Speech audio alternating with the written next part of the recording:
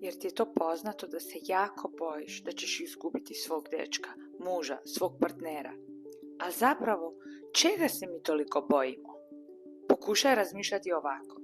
Ako ništa nije u našom vlasništvu, ni vrijeme, ni ljudi koje volimo, ni stvari, strah nas steže.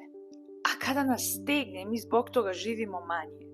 Probaj ovako, drži otvorenim rukama. Zamijeni taj stisak sa zahvalnošću. Zamijeni kontrolu poverenjem. I jednostavno iskoristi što možeš. Reci, volim te. Pokreni taj posao. Počni iznova. Oprosti prva. I da, izgubit ćeš stvari u životu. Ali to je život. Ali ne moraš izgubiti šansu da živiš punim pljučima. Na kraju ne ostane ti ono što si zadržala, nego ono što si postala i ono što si dala dok je bilo tvoje da daš.